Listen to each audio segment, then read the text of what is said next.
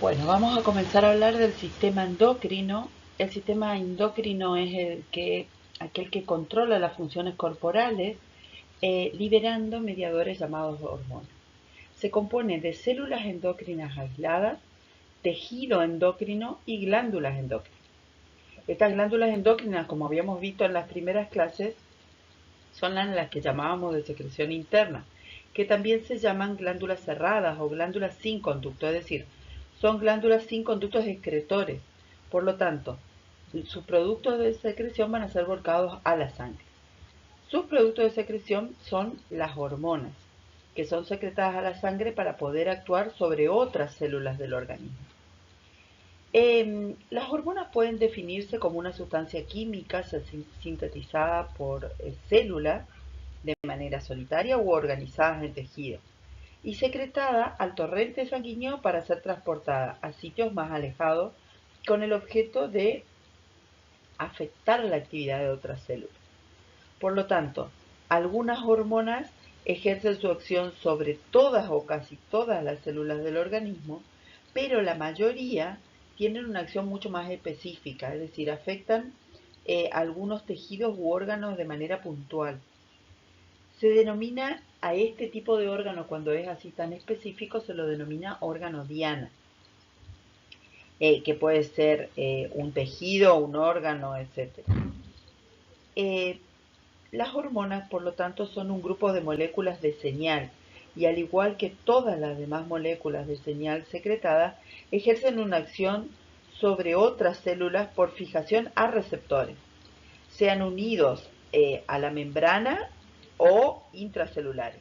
En consecuencia, las hormonas pueden ser específicas para un único tipo celular o para varios tipos celulares y eso va a depender de los receptores. Esa es la idea que ustedes tienen que tener. ¿Sí? La acción se ejerce a través de receptores. Junto con el sistema nervioso, y esto es lo que yo quiero que ustedes asocien y vinculen, junto con el sistema nervioso, las glándulas endocrinas representan los dos grandes sistemas coordinadores del organismo. Existe tal relación funcional entre estos dos sistemas que en algunos aspectos el sistema endocrino actúa como un brazo de extensión del sistema nervioso, ¿sí? Esa es la idea puntual que tenemos que rescatar de esta teoría.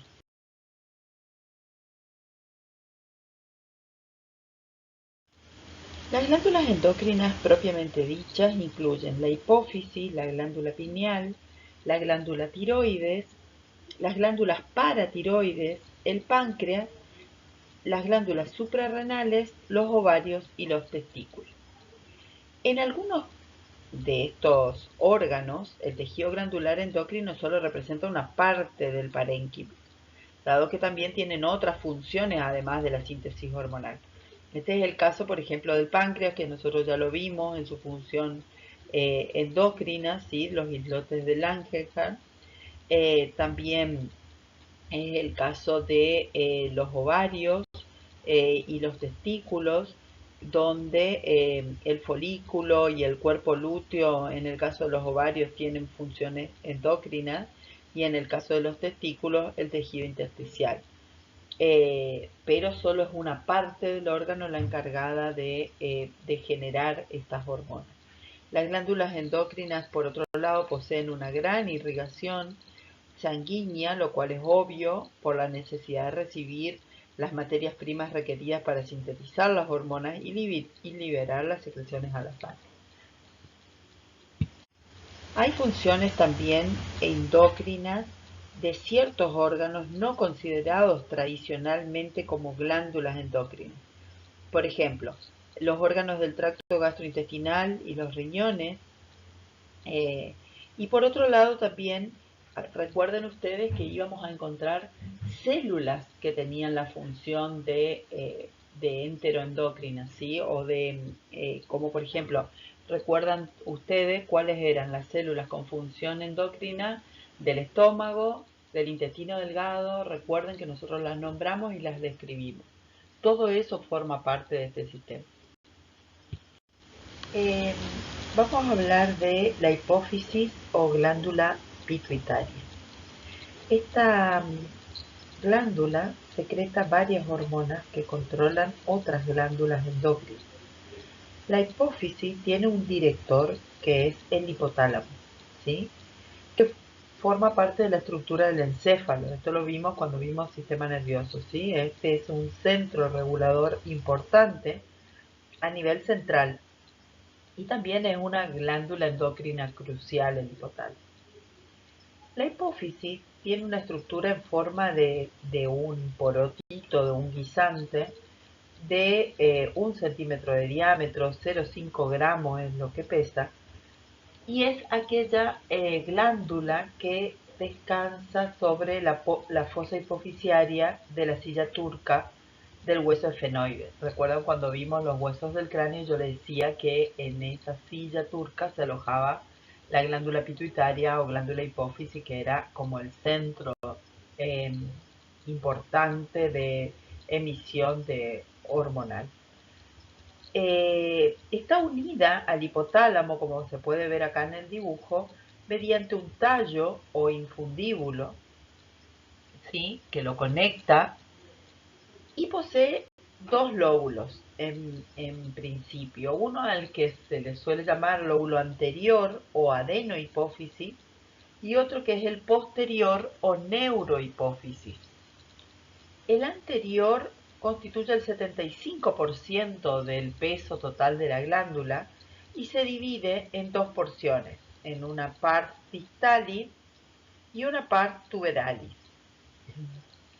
Y el lóbulo posterior o neurohipófisis se divide en una pars nervosa, ¿sí?, que es la más grande, y el infundíbulo, que es la otra porción de este lóbulo. Este lóbulo particular tiene los axones y terminales axónicos de más de 10.000 neuronas, cuyos cuerpos se encuentran en el hipotálamo, ¿sí? Y los terminales axónicos, más células de la neuroglia como pituicitos, astrocitos, que hacen de soporte, se encuentran dentro de esta pars nervosa, ¿sí? Esto es que yo les decía que es digamos, un feedback muy, muy estrecho entre el sistema endocrino y el sistema nervioso. El lóbulo anterior, ¿sí?, la parte anterior de la hipófisis, secreta hormonas con un amplio rango de actividades corporales, desde el crecimiento hasta la reproducción. Esta liberación se va a hacer a través de hormonas estimuladoras y se va a inhibir por hormonas inhibidoras que van a venir desde el hipotálamo, ¿sí? Estas hormonas hipotalámicas van a llegar a la hipófisis, como vemos aquí en la figura, a través del sistema porta hipofisiario, ¿sí? Y vamos a ver las hormonas que se liberan: TSH, FSH, LH, ¿sí?, prolactina, etcétera, etcétera. En cuanto al lóbulo posterior, no sintetiza hormona, almacena y libera oxitocina y hormona antidiurética, ¿sí? La oxitocina está sintetizada por el núcleo paraventricular en el hipotálamo y la antidiurética también sintetizada en el núcleo supraóptico del hipotálamo. Entonces se liberan, se conectan a la par nerviosa y se acumulan ahí. Ahora vamos a ver qué acciones tienen. Desde el punto de vista macroscópico, la hipófisis se compone de una parte, como les dije, anterior o adenohipófisis, que tiene un parénquima glandular rojizo de consistencia blanda, y una parte posterior, que es la parte nerviosa, que es blanca y más firme. El tallo hipofisiario está unido al tuber cinerum en la cara inferior del hipotálamo. A nivel de la unión con la hipófisis, la parte superior del tallo que las une forma una elevación que es lo que se conoce como eminencia media. La porción nerviosa se continúa hacia arriba con el tallo neural, que representa la mayor parte del tallo hipofisiario. La porción superior del tallo unida al tuber cinerum tiene forma de embudo y se denomina infundíbulo. Y en la parte que corresponde, digamos, este infundíbulo está en la parte que corresponde a la eminencia media.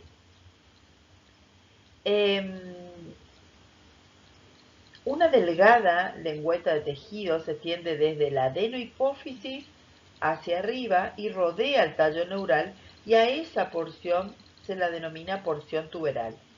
Entonces, el tallo hipofisiario se compone del tallo neural y la porción tuberal.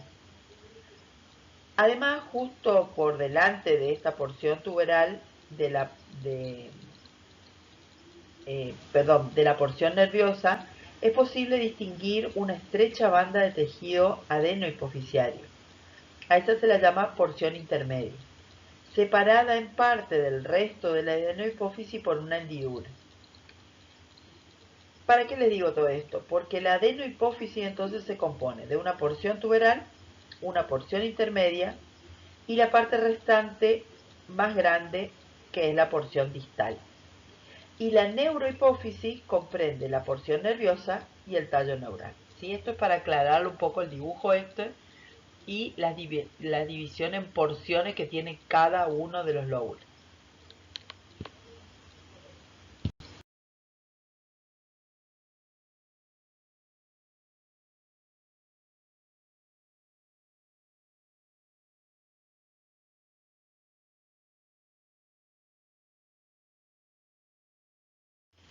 Si se aplica tracción mecánica a la hipófisis y se la separa en dos partes, una anterior y una posterior, entonces esto dio lugar a la clásica denominación de lóbulo anterior y posterior.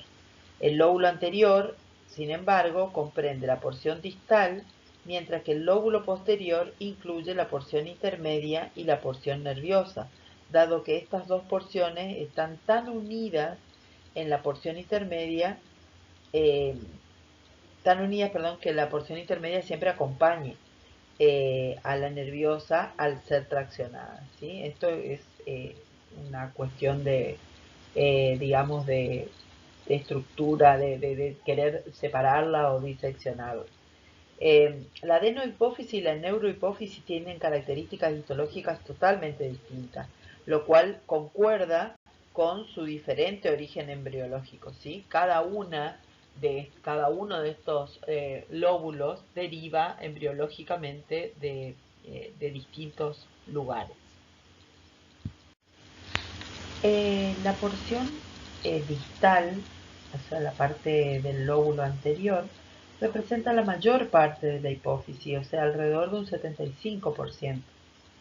Las células glandulares en esta porción se disponen en cordones o cúmulos ubicados entre una red capilar con grandes luces irregulares y en estrecho contacto eh, con estas células.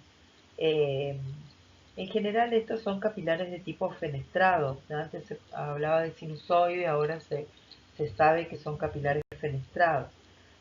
Por otro lado, tiene un escaso tejido conectivo, ¿sí? Que está constituido por una red de fibras reticulares que le confieren cierta rigidez a las células glandulares y las paredes de estos capilares. En estos espacios están unas células de sostén epitelial que son las famosas células folículo estrelladas. Estas conforman la pared de los pequeños quistes o folículos llenos de coloides que se detectan en la zona cercana a la porción nervosa. Y por otro, aparecen como células estrelladas con largas prolongaciones unidas por nexos.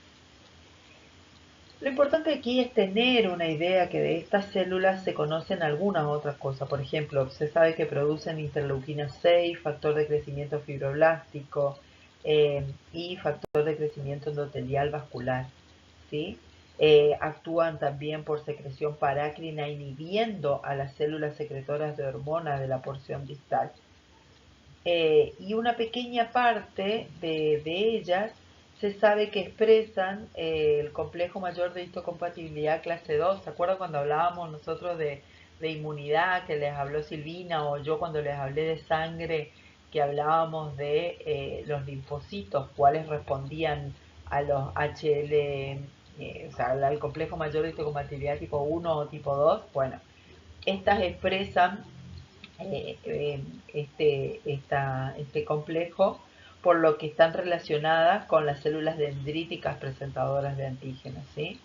Así que todas estas son características que se conocen de este tipo de células estructurales, podríamos decirlo de alguna manera. Por otro lado, las células glandulares de la porción distal se clasifican en cromófilas y cromófobas, ¿sí? Tradicionalmente.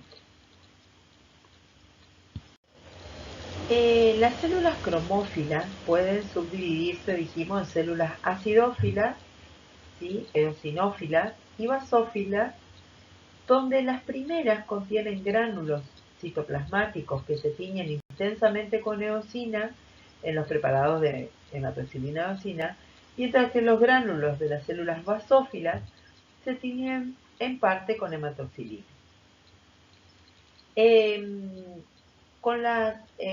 Con este tipo de coloraciones y distinciones, sobre esta base, digamos, se puede ver la cantidad de estos tres tipos celulares que estamos describiendo, donde podemos aseverar que hay un 40% de células acidófilas y un 10% de basófilas, dentro de lo que son las cromófilas, y el resto, el 50% restante, son cromófobas, ¿sí? Por otro lado, mediante métodos inmunohistoquímicos, se puede relacionar hormonas específicas con los tipos celulares. Y entonces esto conduce a darle a cada célula una nomenclatura funcional en la cual los tipos celulares se van a denominar de acuerdo con la hormona secretora o el órgano diano estimulado por ella, ¿sí? Se reconocen 5 tipos diferentes de células cromófilas que producen las 6 hormonas identificadas en la porción distal humana. Las células acidófilas son células redondeadas y algo más pequeñas que las basófilas. Y como dijimos recién, sus gránulos se tiñen intensamente con eosina, por eso son acidófilas. Dentro de estas células se diferencian dos tipos de células acidófilas. Por un lado, las somatotrofas y por otro lado, las lactotrofas. Cada una de estos, como dijimos, tiene su nomenclatura, tiene relación con la hormona que está produciendo. Las células somatotróficas son las más frecuentes en la porción distal, constituyen el 50% total de las células, y sintetizan la hormona somatotrofina u hormona de crecimiento GH. Esta hormona tiene como función estimular el crecimiento del organismo, pero ejerce otras acciones adicionales también. Muchos tejidos poseen receptores para la hormona de crecimiento. El efecto de la somatotrofina durante el periodo de desarrollo se produce sobre el crecimiento longitudinal de los huesos por un mecanismo directo e indirecto ejercido por un factor de crecimiento que es similar a la insulina, que es el IGF-1, factor de crecimiento tipo 1, denominado antes lo denominábamos somatomedina. A este factor de crecimiento lo sintetiza el hígado desde donde actúa como hormona circulante y lo va a sintetizar por estimulación de la somatotrofina. Este factor en principio durante el periodo de desarrollo es un precursor directo de los condrocitos en la zona del cartílago del disco epifisiario, ¿sí? Es decir, actúa de manera vendría a ser eh, directa, estimulando los condrocitos de la zona de proliferación e hipertrofia, digamos. Pero también esta hormona actúa, por ejemplo, sobre el músculo estriado esquelético, dado que actúa sobre la diferenciación de las células satélites o células musculares. Esto en época de desarrollo, pero después, una vez que las personas llegamos a la adultez y a la etapa digamos, final del desarrollo óseo y muscular, esta hormona sigue siendo importante porque a través de este factor de crecimiento tipo 1 sigue estimulando, por ejemplo, o regulando el metabolismo de las proteínas, los lípidos, los hidratos de carbono, o sea, no deja de tener importancia en la edad adulta. La hormona de crecimiento, por ejemplo, tiene una acción moduladora directa sobre los efectos de la insulina. ¿Sí? Y a su vez, a esta hormona vamos a ver cómo desde el hipotálamo la regula una hormona liberadora de hormona de crecimiento, que es la somatostatina, y, que es la hormona GHRH, que es la estimuladora, y la somatostatina es la inhibidora, ¿sí? Entonces, desde el hipotálamo van a regular hacia la hipófisis la liberación o no de estas hormonas por las células acidófilas de la parte distal. Eh, por otro lado teníamos las células lactotrofas, también denominadas mamotrofas, que representan alrededor del 15% del total de las células de la adenohipófisis. Pero su número muestra un gran incremento durante el embarazo y el comienzo del periodo de lactancia. Estas células secretan la hormona prolactina, PRL, que es un polipéptido cuya principal función es estimular las células de las glándulas mamarias para la síntesis y secreción de leche. En la hipófisis humana hay una escasa cantidad de prolactina, salvo en las embarazadas a lo largo de la lactancia, durante la cual las células lactotrofas sufren una hipertrofia y una hiperplasia, ¿sí?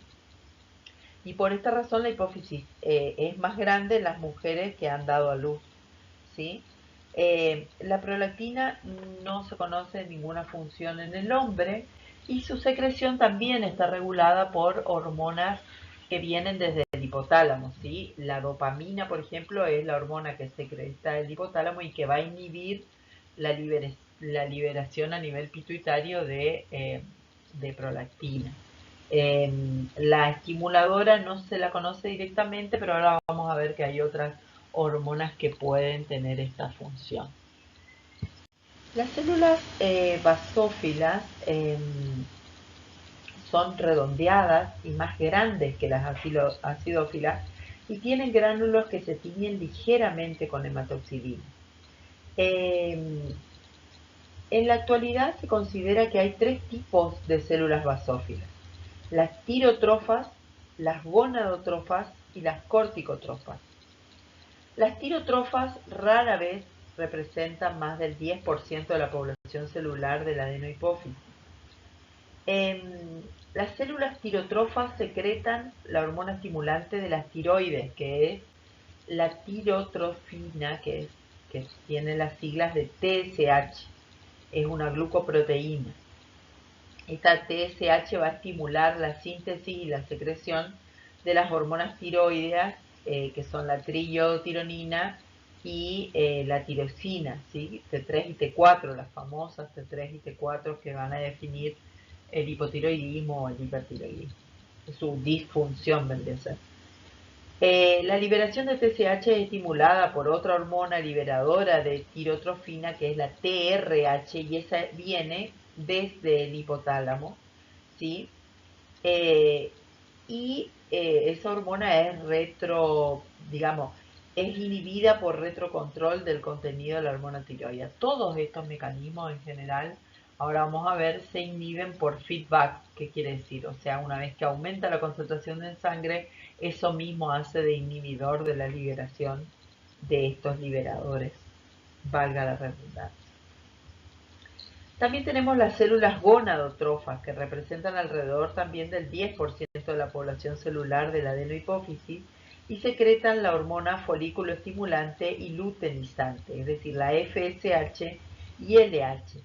Ambas hormonas son glicoproteínas y se denominan hormonas gonadotróficas o gonadotrofinas y son secretadas por el mismo tipo de células gonadotrofas.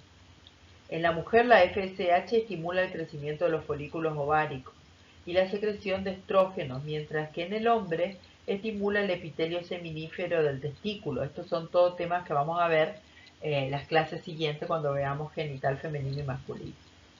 En la mujer, la LH induce la maduración del folículo, la secreción de estrógenos, la ovulación, la formación del cuerpo lúteo y la secreción de progesterona. En el varón, la hormona LH estimula las células intersticiales del Leydig y del testículo para la producción de hormonas androgénicas como la testosterona y demás. Eso lo vamos a ver también con más detalle en las próximas clases. También la FSH y LH tienen una hormona liberadora gonadotrófica que es la GnRH que viene del hipotálamo, ¿sí? Y son inhibidas por también feedback de concentración estrogénica, digamos, relacionado con la concentración de estrógeno. En condiciones normales en la mujer la LH es inhibida por el estrógeno en sangre, pero cuando se asocian a la ovulación y la concentración elevada de estrógeno en la sangre, en este caso produce una estimulación. Pero estas son todas cuestiones que tienen que ver ya con los ciclos menstruales femeninos, que los vamos a ver muy relacionados a la estructura en la próxima clase, pero después ustedes lo van a ver muy en detalle en una materia específica que es endocrinología, en quinto año. Las células corticotrofas representan el 15 al 20% de la población celular de la adenohipófisis y secretan la hormona adenocorticotrofina, digamos que es ACTH.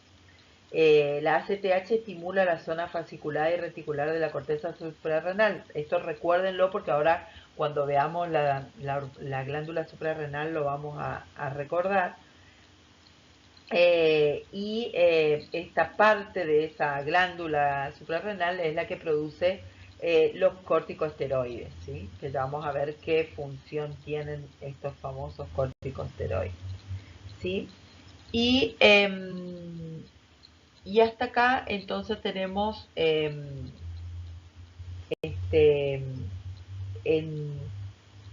descripción estos tres tipos o poblaciones celulares que incluyen las células basófilas.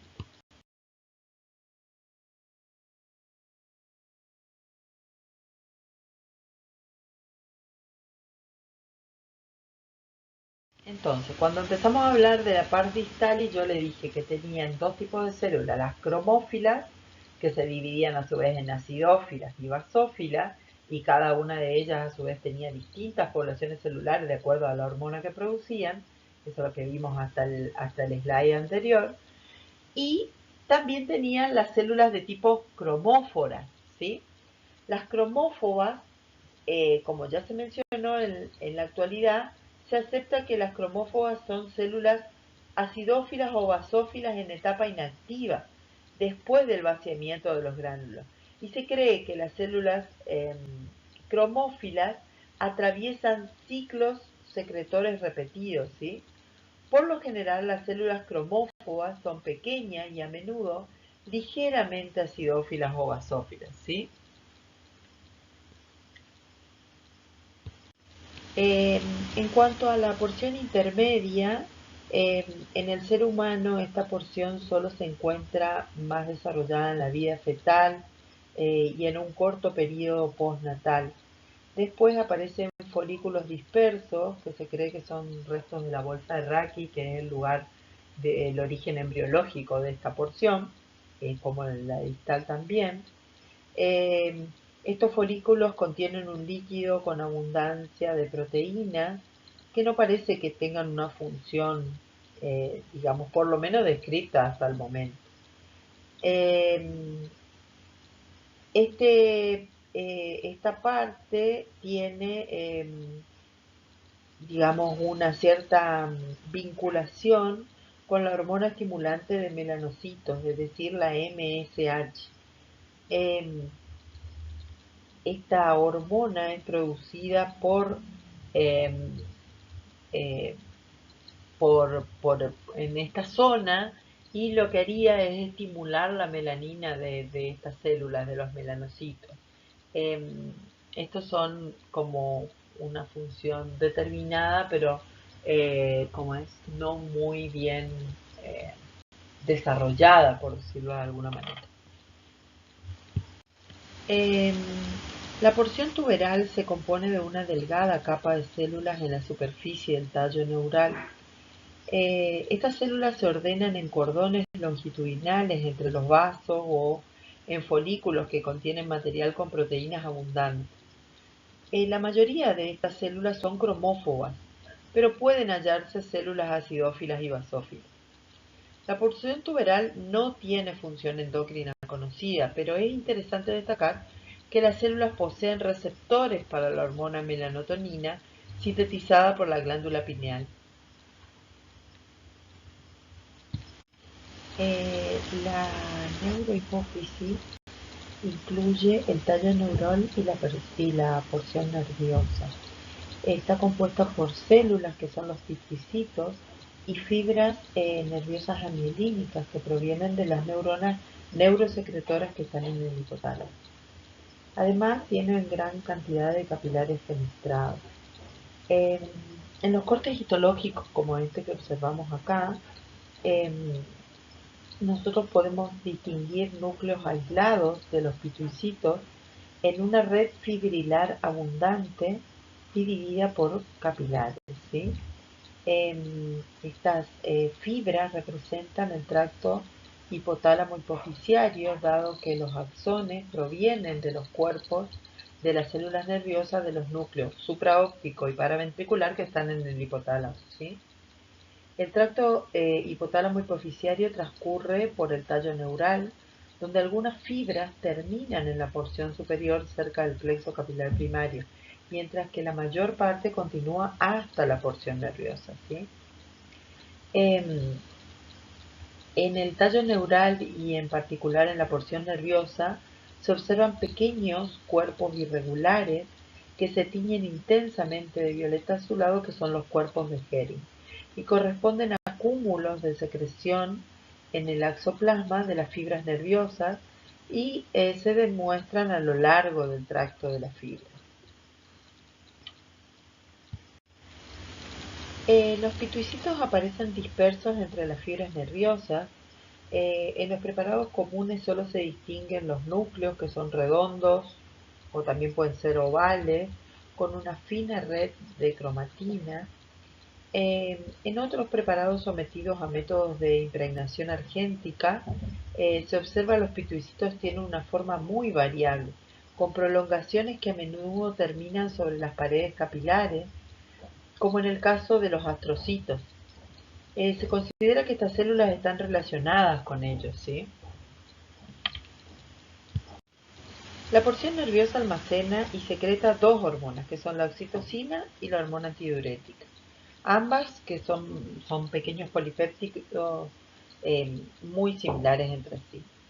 La antidiurética o ADH se forma sobre todo en el núcleo supraóptico, dado que es sintetizada como un precursor polipeptídico más largo que incluye la secuencia de la antidiurética y la de la denominada neurofisina.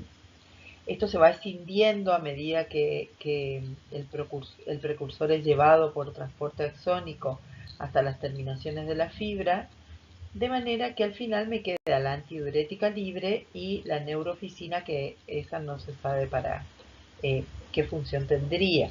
Pero en un principio a esta antidiurética se la llamó vasopresina también, debido a su capacidad para elevar la tensión arterial por contracción del músculo liso de la pared de las arteriolas. Sin embargo, la muy escasa producción endógena normal de esta hormona sería incapaz de afectar la tensión arterial, pero, por ejemplo, un súbito descenso en la presión arterial de la misma, por ejemplo, una hemorragia aguda, en ese caso hay un efecto estimulante muy intenso para la secreción de esta hormona antidiurética. Ante el incremento de la osmolaridad, por ejemplo, de los líquidos corporales, las células del núcleo supraóptico se estimulan y generan, digamos, los potenciales de acción y se libera esta antidiurética de las terminaciones nerviosas de la porción nerviosa.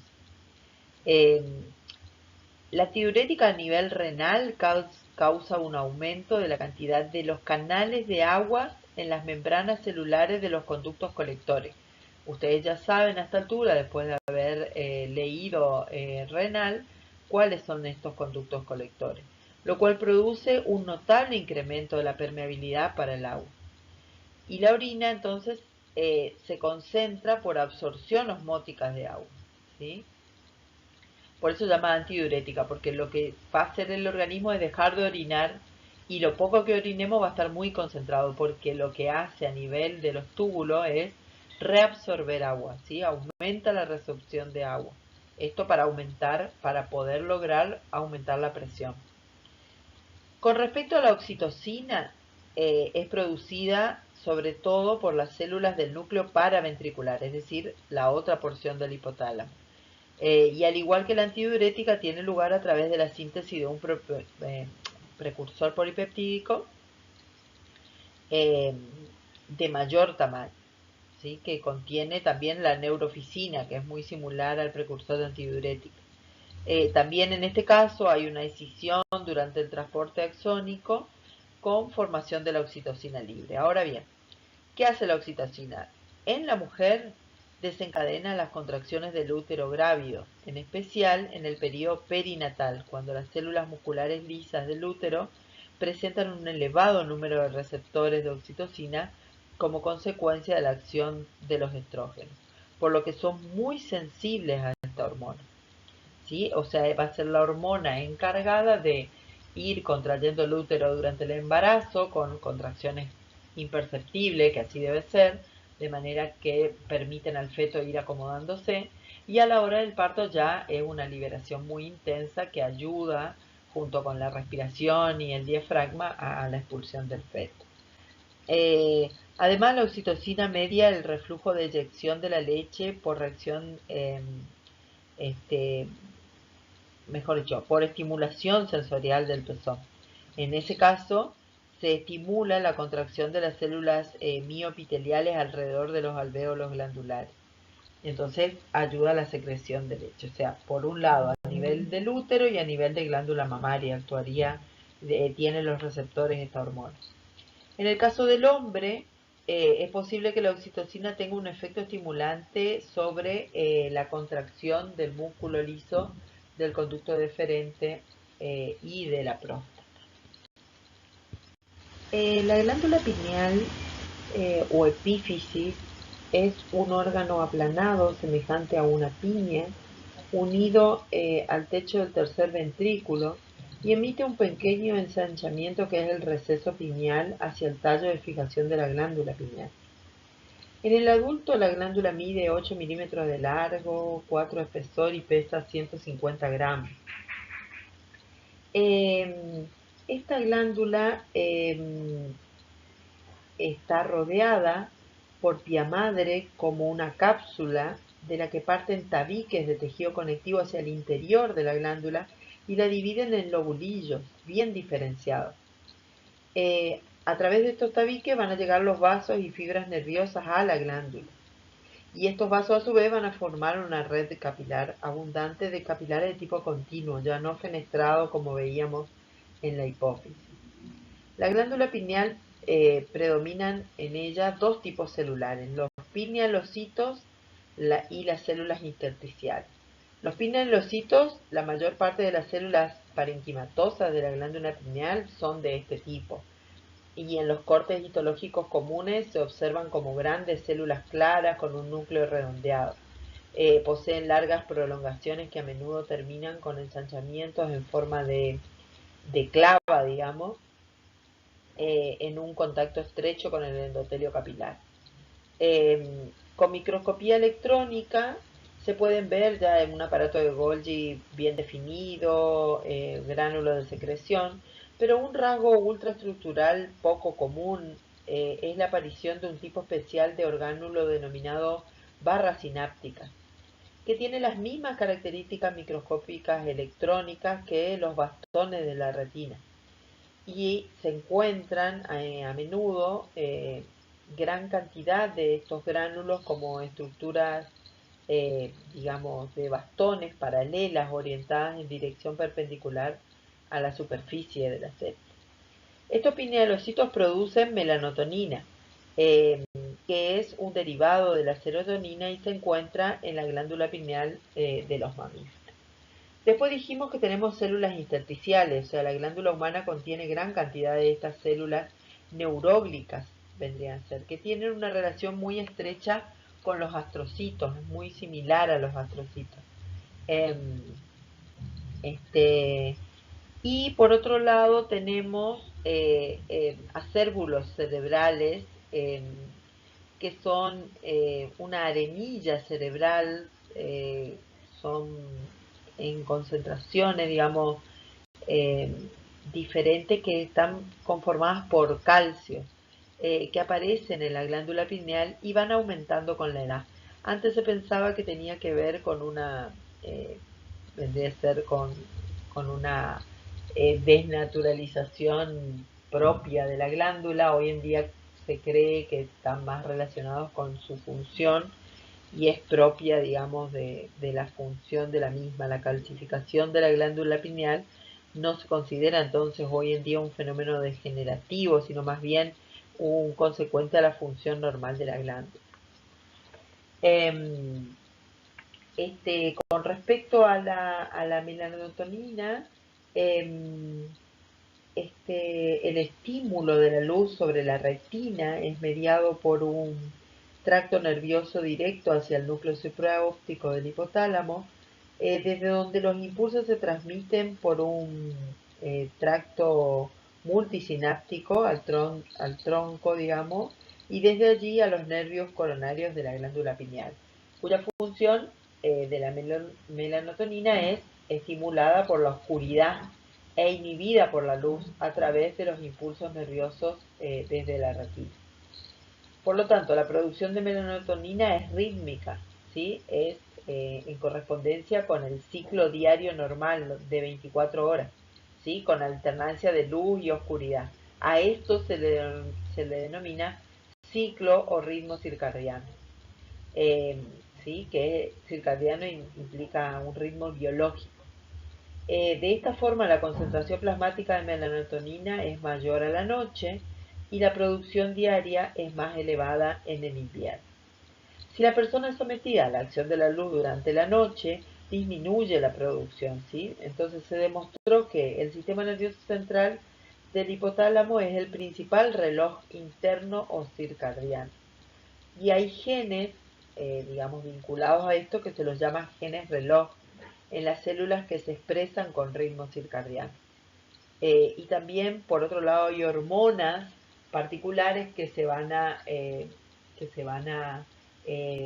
digamos, producir y liberar de acuerdo a este ritmo.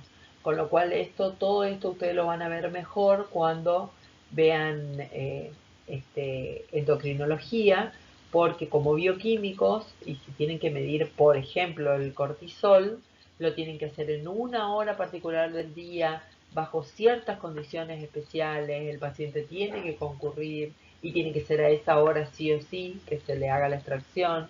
Entonces, hay varias cosas que están sometidas a esta variabilidad biológica que el bioquímico debe tener en cuenta.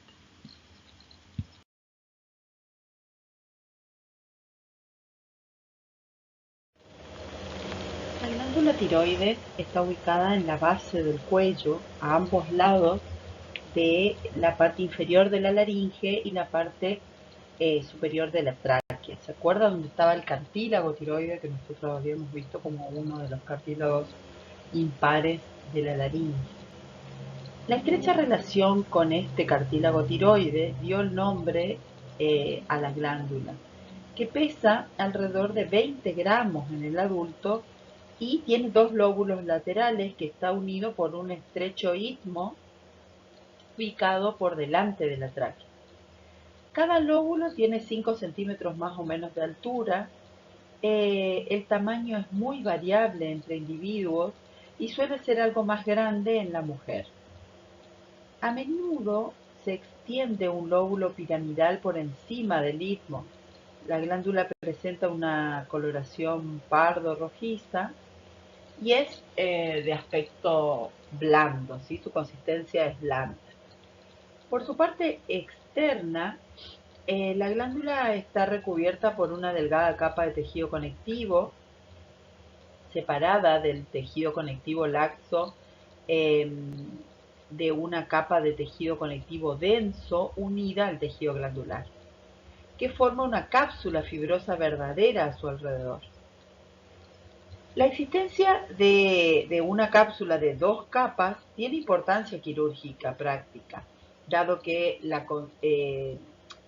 digamos, en consecuencia, es más fácil aislar la glándula durante la cirugía. ¿Está? Este es como un dato de color, a nosotros bioquímicos mucho, esto no nos interesa. ¿Cuál es la función más conocida de esta glándula tiroides? La secreción de las hormonas tiroxina, ¿sí? O T4 y la triiodotironina o T3. Ambas estimulan el metabolismo. Estas hormonas son sintetizadas por las células foliculares. La glándula tiroides también secreta otra hormona que es la calcitonina, que disminuye la concentración plasmática de calcio. Y esta calcitonina es sintetizada por las células C. Todo esto es lo que vamos a ver en los slides que siguen.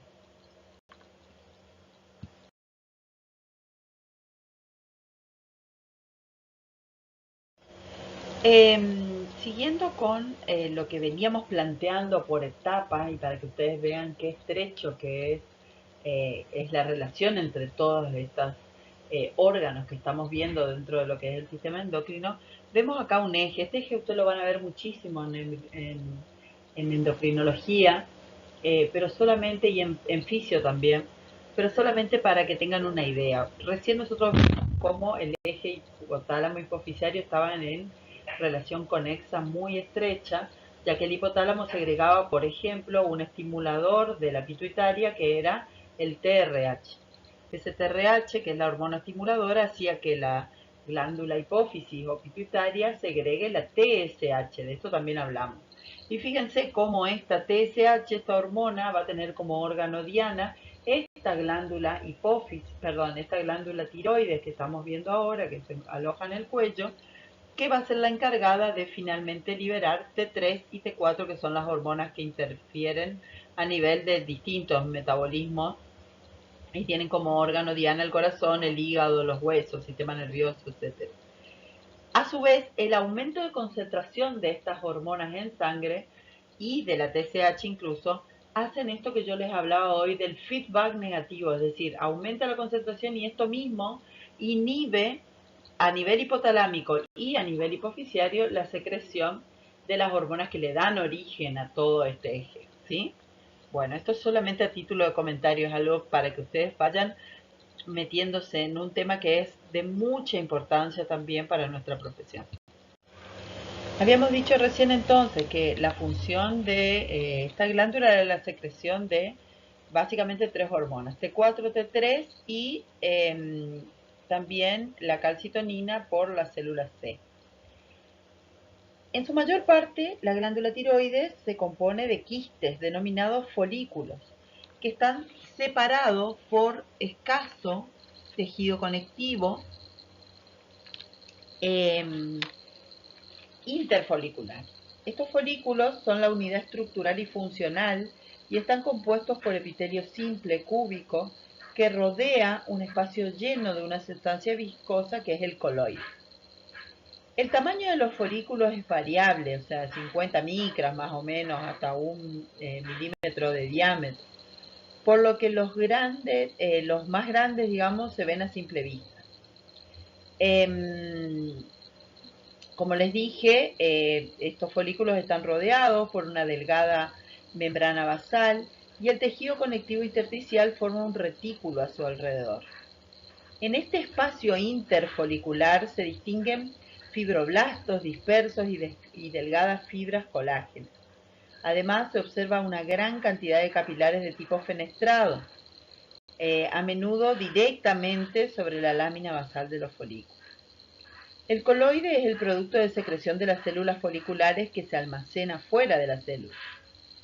En los cortes histológicos comunes con hematoxilina y eosina teñidos con esa coloración, El coloide es eosinofílico y se tiñe intensamente con paz, también si usamos esa coloración, dado que la tiroglobulina, el componente predominante de este coloide, es una glucoproteína, por lo tanto, de ahí su coloración. La tiroglobulina contiene precursores de tiroxina y triiodotironina, formados por iodación y acoplamiento de apares de restos de tirosina en la cadena peptídica de la tiroglobulina. Los folículos tiroideos están compuestos por células foliculares y las células T. En esta imagen les muestro lo que hablábamos recién. En la imagen de la izquierda, una imagen al microscopio óptico de la glándula tiroide, y van a ver ustedes los distintos tamaños de los folículos, que son esos espacios rosa claro, ¿sí? Esos glóbulos rosa claro que ven ahí son los folículos, y el epitelio folicular muy bajo, casi plano, ¿sí? Que es eso que ven entre estos espacios foliculares. Y ven también parte del tejido conectivo interfolicular. Y en la imagen de la derecha van a ver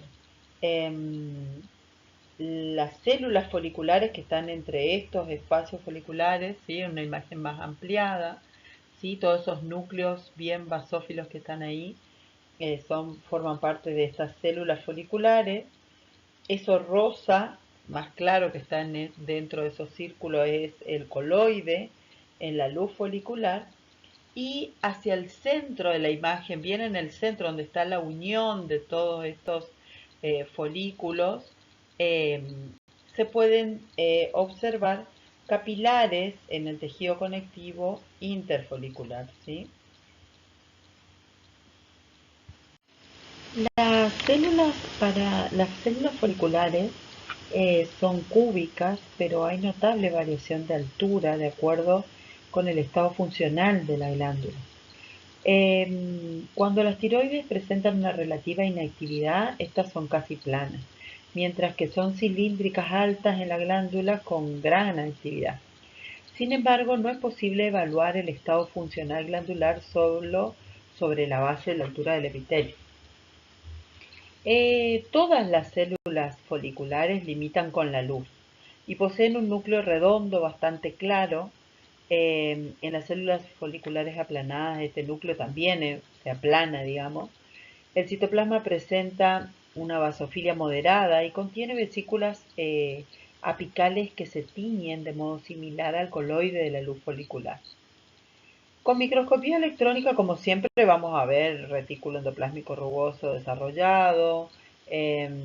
También el aparato de Golgi se localiza en posición por arriba del núcleo, mientras que las mitocondrias están dispuestas por todo el citoplasma.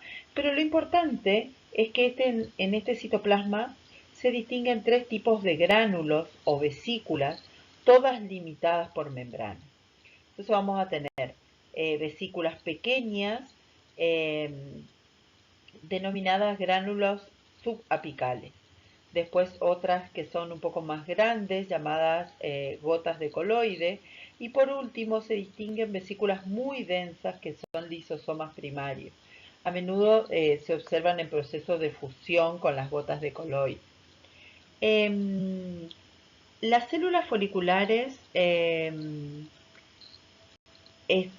a menudo se observan en su superficie luminar, tienen microvellosidades cortas y tienen pseudopodios que rodean las gotas de coloide durante la endocitosis, sobre todo ante una fuerte estimulación de la glándula por la TSH. Como dijimos, estas células van a sintetizar, almacenar y secretar las hormonas triiodotironina y tiroxina, o sea, T3 y T4, ambas formadas por dos restos iodados de aminoácido tirosina. La síntesis de tiroglobulina ocurre en el retículo endoplásmico rugoso y en el aparato de Golgi, ¿sí? La tiroglobulina es una glucoproteína de alrededor de 3% de esa proteína se compone de restos de tirosina. Entonces, hay toda una formación de la hormona, de ambas hormonas. Las hormonas, una vez formadas, o sea, por un lado está la captación del coloide, que tiene lugar por endocitosis como formación conformación de estas gotas de coloide apicales que se fusionan a los lisosomas primarios, cuyas enzimas después van a escindir a las hormonas T3 y T4. Y por otro lado, estas hormonas T3 y T4 van a abandonar la célula a través de la membrana celular basal y van a llegar al torrente sanguíneo y a partir de ahí, digamos, entran en circulación y ejercen su efecto. Se genera más o menos 20 veces más de T3 que de T4. Y toda la regulación de la secreción de esta hormona, como dijimos hoy, está regulada por la TSH que viene de la hipófisis, ¿sí? Que a su vez la regula la TRH del hipotálamo. El efecto de las hormonas tiroides sobre el organismo implica un aumento del metabolismo de casi todos los tejidos y órganos, seguido de incremento del uso de oxígeno por casi todas las células del organismo. Por ejemplo, hay un notable aumento de la velocidad de crecimiento en los niños, se estimula la actividad de muchas glándulas endocrinas, se acelera la actividad cardíaca, etc. Por otro lado, los efectos hormonales son muy amplios y muchos de ellos son secundarios a la estimulación del uso de oxígeno. Las hormonas tiroides también son necesarias para el crecimiento longitudinal normal de los huesos, junto con otras hormonas, y entre otros efectos son importantes para la proliferación y la hipertrofia de los condrocitos en el disco epifisiario, como habíamos visto con la hormona de crecimiento que yo les había comentado hoy cuando hablábamos de la hipófisis. Las hormonas tiroides ejercen un efecto después de atravesar el plasmalema e ingresar en la célula, donde se fijan a un receptor específico que está localizado en el núcleo de la célula. A continuación, el receptor se activa un grupo determinado de genes, dado que el receptor actúa como factor de transcripción, ¿sí? Entonces, todos estos detalles biológicos los van a ir viendo ustedes a medida que hablen específicamente de la acción hormonal en las materias que siguen, pero tienen que tener idea dónde se generan, la estructura, el posicionamiento de cada una de estas glándulas y de su conexión a través de los ejes generales, digamos. Las células C se encuentran en número mucho menor que las foliculares. Es característica su localización basal al epitelio folicular y nunca están en contacto con la luz. Se encuentran aisladas o en grupos pequeños de 2 o 3 células, siempre ubicadas dentro de la membrana basal, es decir, entre esta y la membrana basal, es decir, entre las células foliculares vendría a ser. Las células C son ovaladas y más grandes y claras que las células foliculares. Además poseen un núcleo más grande y a menudo más claro. Son difíciles de distinguir en los preparados comunes teñidos con hematoxilina y eosina, pero pueden demostrarse mediante técnicas de impregnación argéntica o inmunohistoquímica, ¿sí? Con anticuerpos contra el producto de secreción que es la calcitonina. Con microscopía electrónica se observa un retículo endoplásmico rugoso, un complejo de Golgi bien desarrollado y por otro lado el citoplasma también contiene numerosas vesículas electrodensas limitadas por membrana como en las foliculares, ¿sí? Estas vesículas son las que contendrían en este caso calcitonina. Las células C no forman complejos de unión extensos con las células foliculares o entre sí, aunque se demostró la presencia de desmosomas entre las células C. La ausencia de esta unión con las células foliculares debe analizarse teniendo en cuenta que las células C se desarrollaron a partir de la cresta neural y se consideran parte del sistema neuroendocrino difuso, ¿sí? Como se mencionó antes, las células C producen la hormona calcitonina, que es un polipéptido que está dentro de las vesículas, y su función es la de disminuir la concentración sanguínea de calcio al inhibir la resorción de tejido óseo.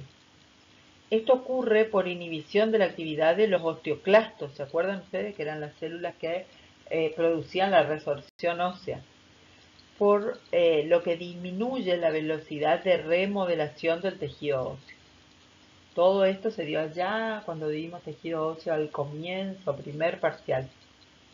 La secreción de calcitonina es regulada por la concentración sanguínea de calcio, por también feedback negativo o retrocontrol negativo. Entonces, un aumento de la concentración de calcio en sangre produce mayor liberación de calcitonina por las células C. Esto entonces va a inducir una menor resorción ósea, lo cual causa un descenso de la concentración de calcio en sangre, ¿sí? Al parecer, la hormona paratiroidea que habíamos visto hoy tiene mucha mayor importancia que la regulación normal, eh, tiene más importancia en la regulación del metabolismo calcio que la calcitonina, ¿sí? Ahora vamos a ver la paratormona, a qué nivel se segrega. Bueno, entonces, haciendo un resumen, tenemos por un lado la glándula tiroides con sus células foliculares que se hallan alrededor de estos folículos donde se van a generar las células T3 y T4 que van a estimular el crecimiento y el desarrollo y por otro lado acelerar el metabolismo. Y también tenemos las células parafoliculares o células C, que van a secretar la hormona calcitonina que disminuye la calcemia y la fosfatemia a nivel de la resorción ósea, ¿sí? Disminuyendo la acción de los osteoclastos. Y ahora vamos a comenzar a hablar de las glándulas paratiroides, que son 4 pequeñísimas glándulas que se encuentran en la cara posterior de la tiroide y son las encargadas de segregar o secretar paratrohormona, que es la hormona que, a diferencia de la calcitonina, hablábamos recién, va a aumentar la calcemia y disminuir la fosfatemia. Esta es una hormona que tiene una acción más directa en el metabolismo del calcio que la calcitonina. ¿Está? Las glándulas paratiroides son 4 pequeños cuerpos ovales que están ubicados sobre la cara posterior de la glándula tiroides. Son de color pardo amarillento y en su conjunto tienen un peso promedio de 130 miligramos. Es más frecuente encontrar 2 glándulas paratiroides superiores cerca de la parte media de cada lóbulo lateral y 2 paratiroides inferiores cerca de los polos inferiores de las glándulas tiroides. Siempre la cantidad y ubicación de estas glándulas es variable, en particular en el caso de las inferiores. Se ubican en general entre las 2 capas de la cápsula tiroidea. Recuerdan que hablábamos que tenía una doble capa, pero las inferiores también pueden encontrarse en la propia sustancia tiroidea. Cada glándula paratiroide está rodeada por una delgada cápsula de tejido conectivo. También tiene tabiques que parten hacia la profundidad, pero sin formar verdaderos lobulillos, como en el caso de las tiroides. Las células del parénquima se ordenan como cordones anastomosados rodeados por delgados tabiques de tejido conectivo. A menudo se observan folículos pequeños que contienen material eosinófilo y cada célula está rodeada por una red rígida de fibras reticulares. También tiene una red capilar abundante, como también pasa en la tiroides o en cualquiera de estas glándulas. El rasgo característico es la notable cantidad de adipocitos que comienzan a infiltrar el parénquima en el período peripuberal. En el adulto representa alrededor de la mitad de la glándula. En la glándula paratiroide del adulto se encuentran dos tipos principales de células: las parenquimatosas principales y las oxífilas.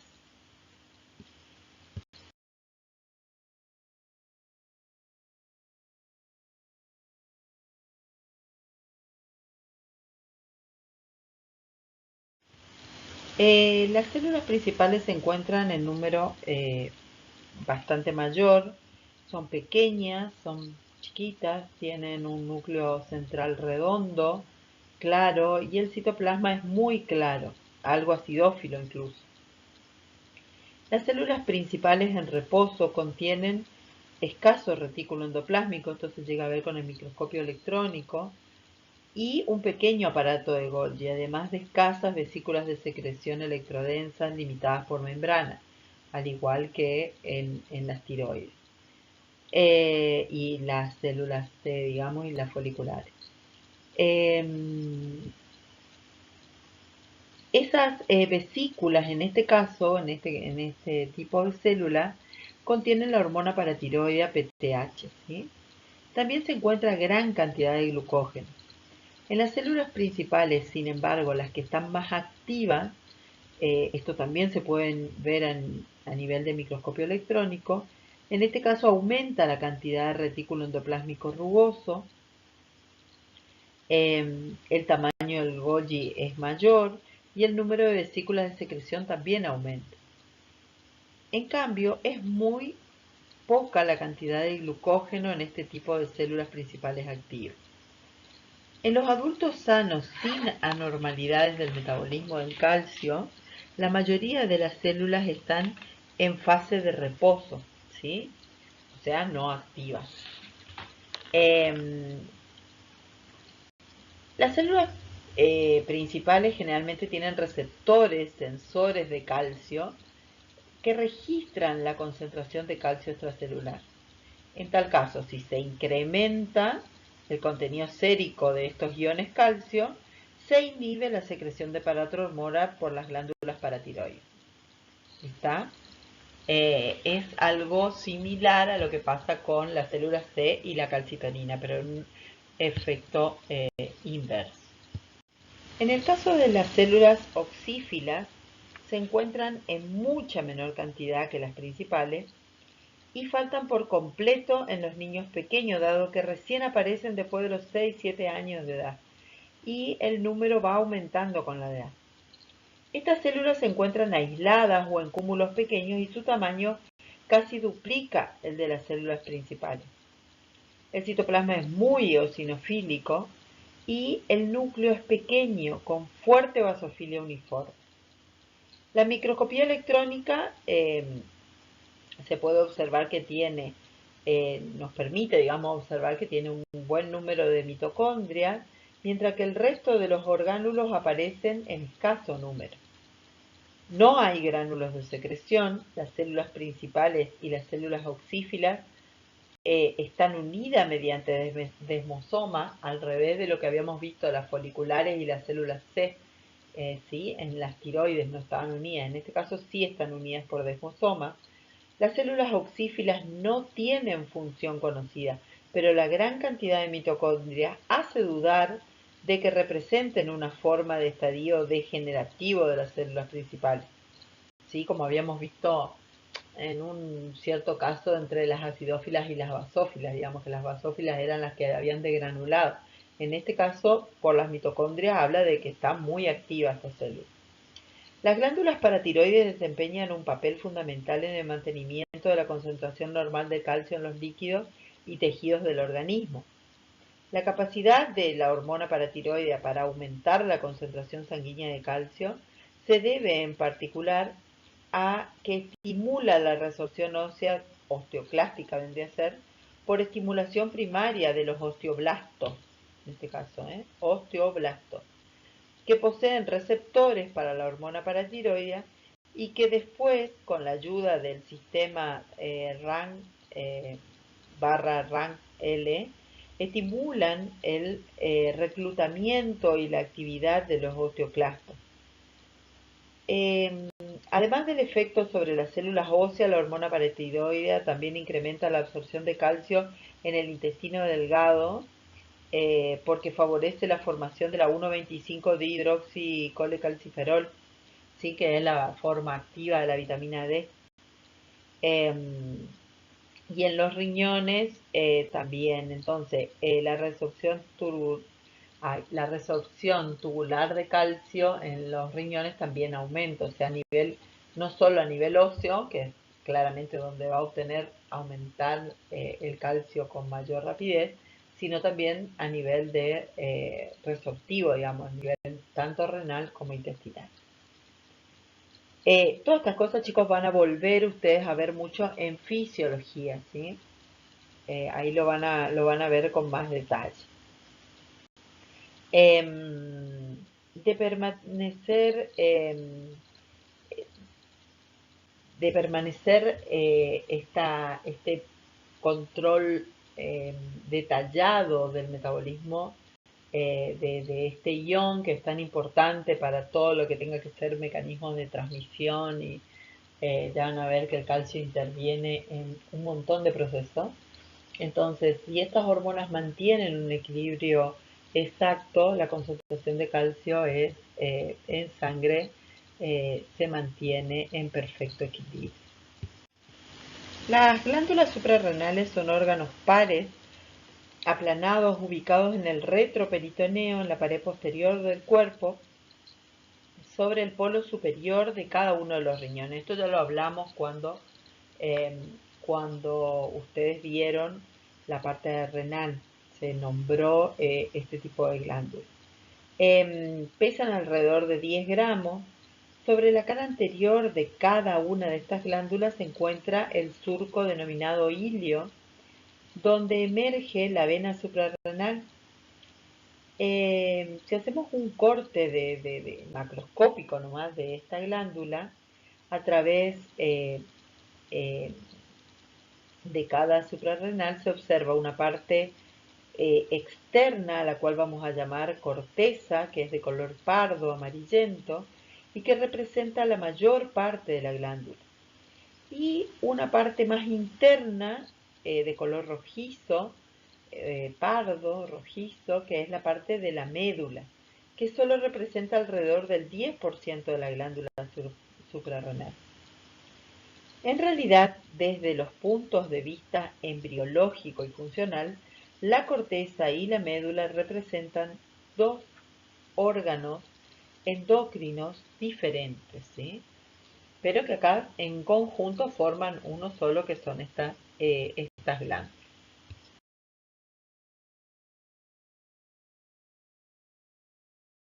Van a ver ustedes que tanto la corteza como la médula están involucradas en la secreción de distintos tipos de sustancias. Por un lado, la médula adrenal está íntimamente relacionada con lo que es la secreción de adrenalina y noradrenalina, que son los que nos van a preparar para las situaciones de estrés. Y la corteza adrenal está encargada, digamos, de la secreción de los glucocorticoides, como habíamos visto hoy, aquellos encargados de elevar la glucemia, entre otras cosas. La aldosterona, que está a cargo de la resorción de sodio y la excreción de potasio a nivel renal, y la secreción de andrógenos, ¿sí? Que son aquellas hormonas que tienen que ver con los efectos masculinizantes. Entonces, esas son las funciones principales y ahora vamos a ver qué células están involucradas en todo este proceso. Por su parte externa, la glándula suprarrenal está rodeada por una gruesa cápsula de tejido conectivo, colágeno, de la que parten trabéculas que penetran en la corteza hasta las profundidades variables, digamos. Por las trabéculas corren vasos sanguíneos y fibras nerviosas hacia la médula. Las células parenquimatosas de la corteza y la médula están rodeadas por una red de fibras reticulares. La corteza suprarrenal se divide en tres zonas concéntricas denominadas desde afuera hacia adentro: zona glomerular, zona fasciculada y zona reticular, como se ve acá en la figura, de las cuales la zona fasciculada representa la mayor parte de la corteza, ¿sí? Hay una transición gradual entre una zona y otra. Entonces, vamos a describir cada una de estas zonas. La glomerular, por un lado, se compone de pequeñas células ordenadas en grupos ovoides, ¿sí? Como vemos aquí en la imagen, o cordones arqueados. El núcleo de esta célula es redondo, muy basófilo, mientras que el citoplasma es eosinófilo, pero con grumos basófilos dispersos. Se encuentran gotas de lípidos, pero pequeñas y escasas.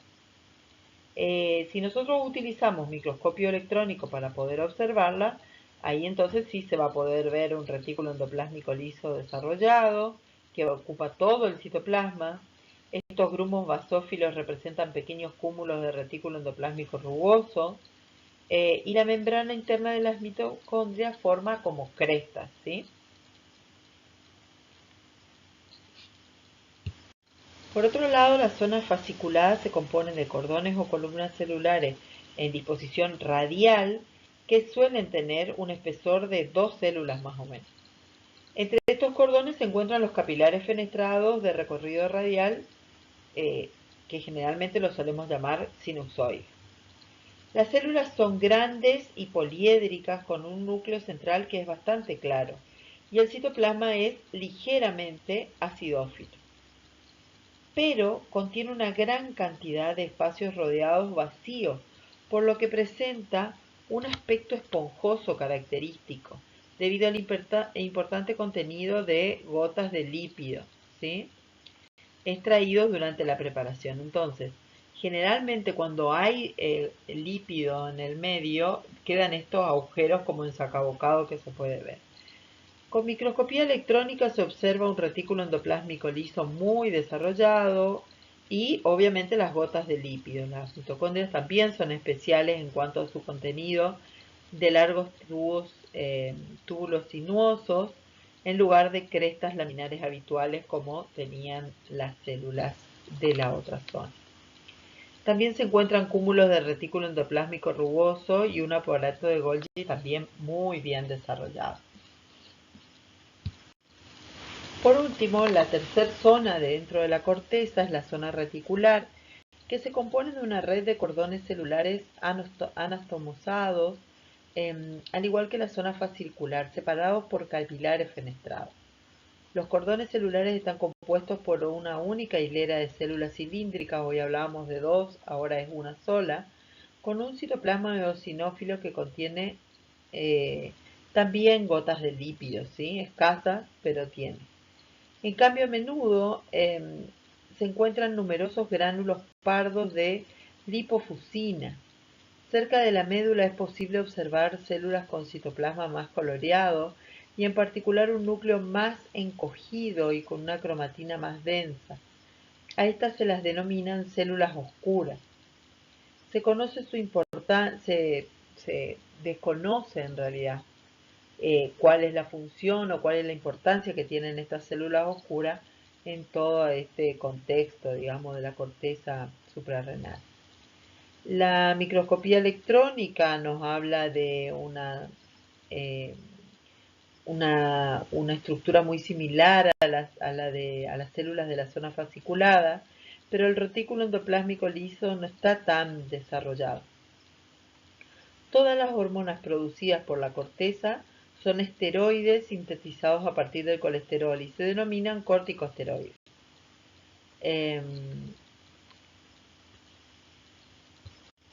En general, las hormonas esteroides sintetizadas en la corteza suprarrenal se clasifican en mineralocorticoides, donde el más importante es la aldosterona, cuya principal función es la eliminación de sodio y potasio por la orina, y glucocorticoides, donde el más importante es el cortisol, cuya principal función es actuar sobre el metabolismo de los hidratos de carbono y las proteínas.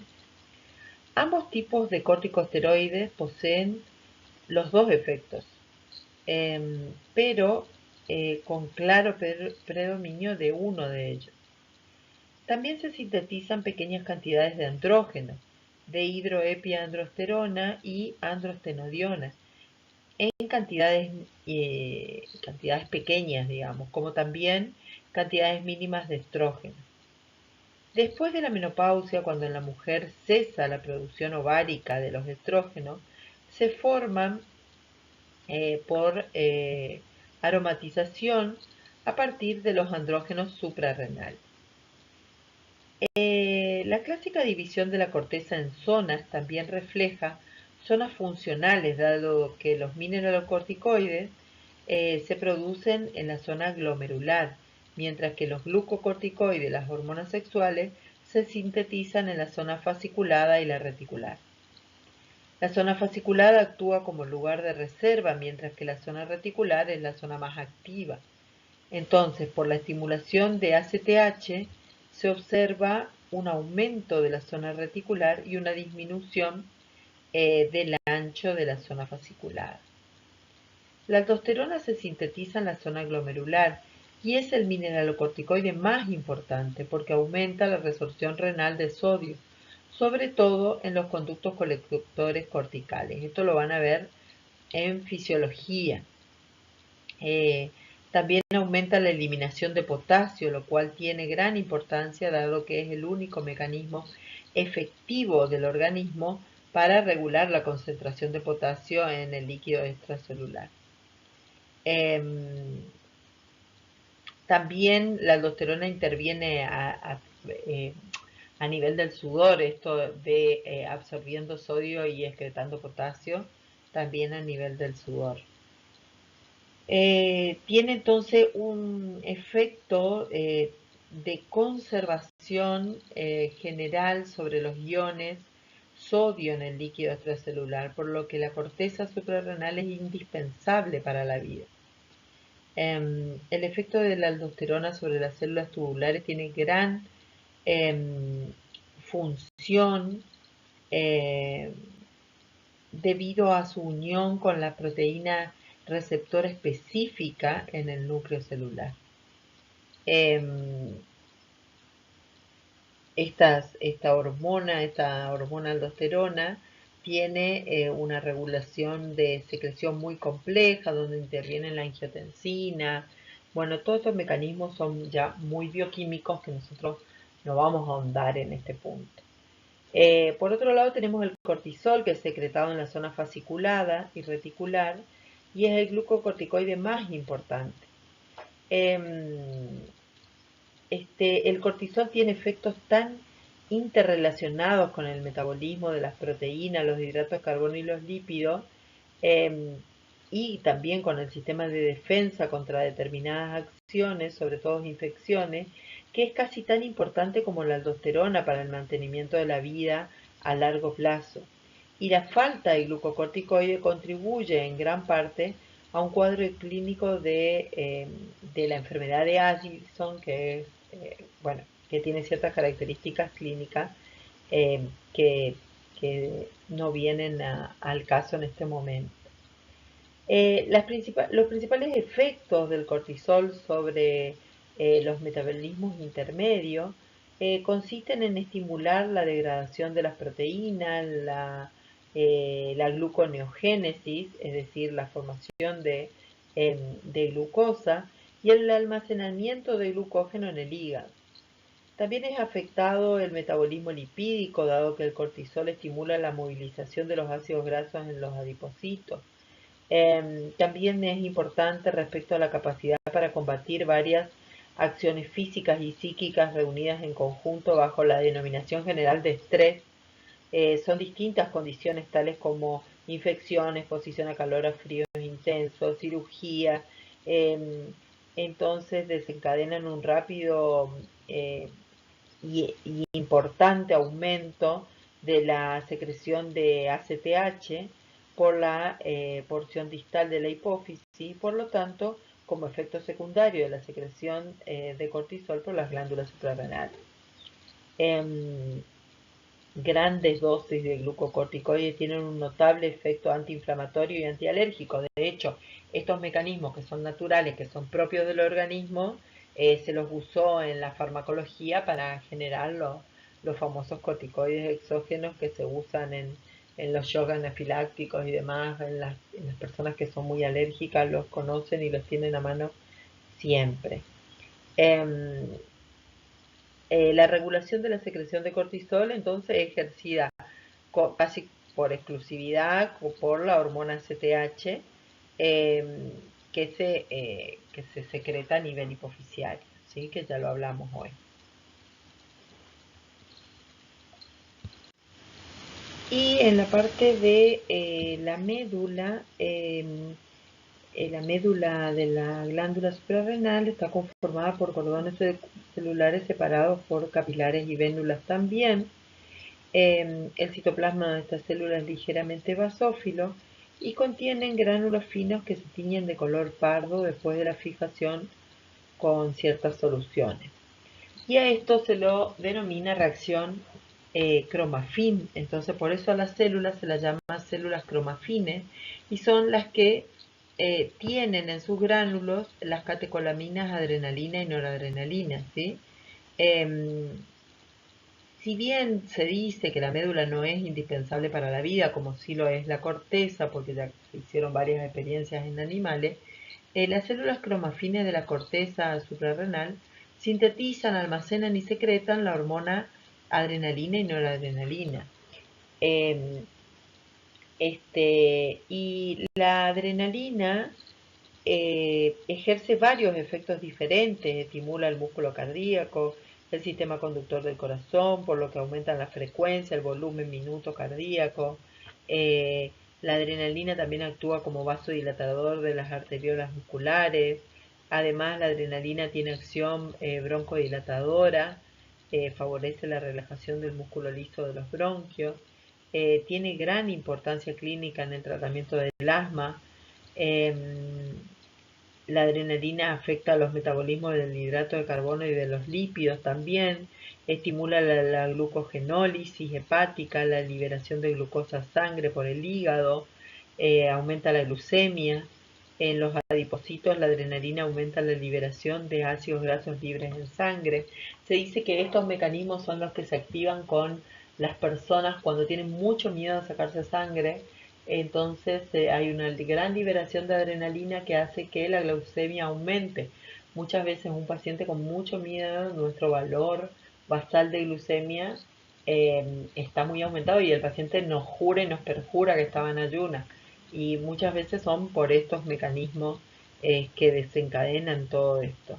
Las acciones principales de la adrenalina eh, capacitan el organismo para afrontar situaciones repentinas con características catastróficas, por lo que se ha dado a la adrenalina la denominación popular de hormona de huida o de lucha. Es decir, cuando un perro a mí me corre, yo logro alcanzar una velocidad impensada, que si después me pongo a pensar, yo nunca pensé que iba a correr así, que iba a tener esa reacción, y es casi fuera de sí, yo no lo puedo controlar. Esto está muy relacionado a esta hormona. La regulación de la secreción de adrenalina solo tiene lugar a través de la inervación por fibras simpáticas preganglionales que forman sinapsis colinérgica en las células cromafines, digamos.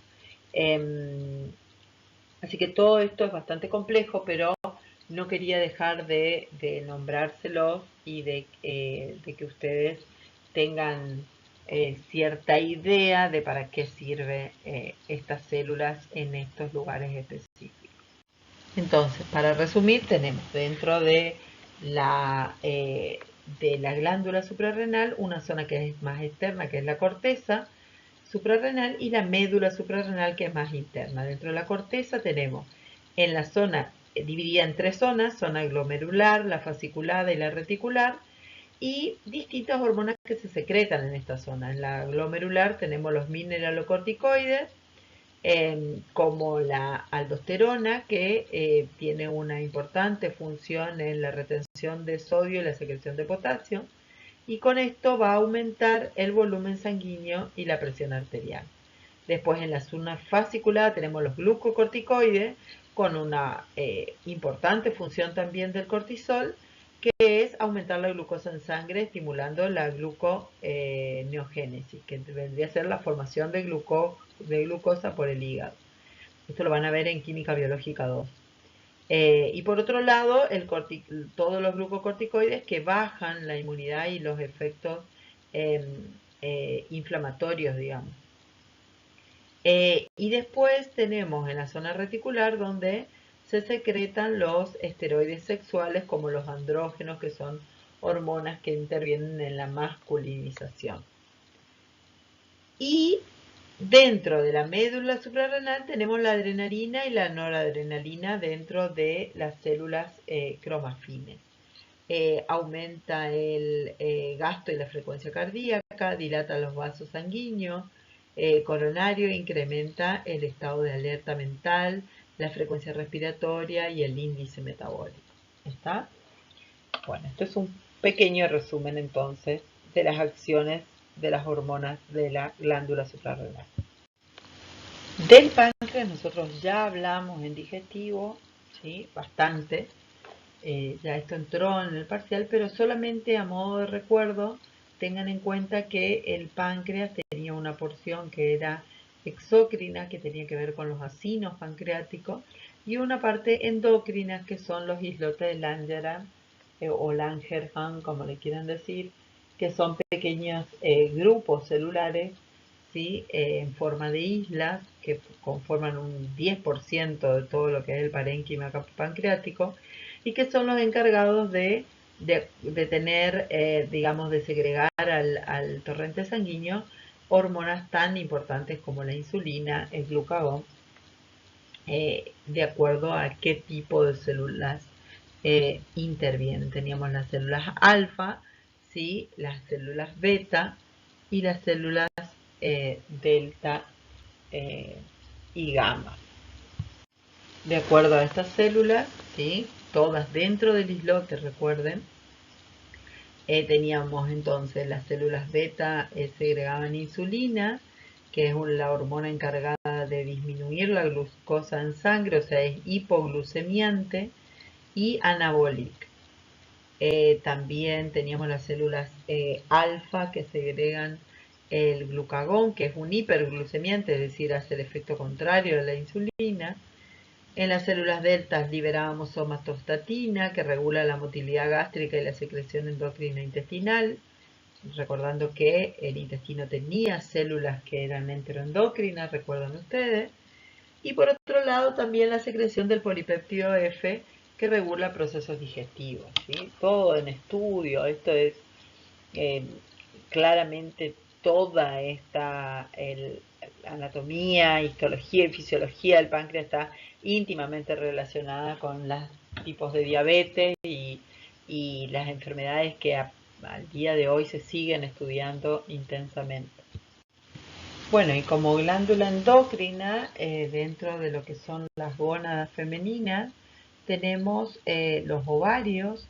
Recuerdan ustedes que habíamos hablado de las hormonas FSH y LH, folículo estimulante y luteinizante, segregadas en distintos periodos del ciclo femenino y que tenían acción directa sobre el ovario, ¿sí? Se segregaban a partir de la glándula pituitaria, iban al ovario y lo que producían estas hormonas tenían íntima relación con la maduración del folículo y la ovulación en el caso de la LH y de la FSH. ¿Está? Entonces, todo esto tenía, van variando sus niveles, digamos, sanguíneos de acuerdo al estado del ciclo de la mujer. Esto lo van a terminar de entender un poco mejor en la clase siguiente y las variaciones y los ejes hormonales los van a entender mucho mejor cuando lleguen a fisiología y a endocrinología.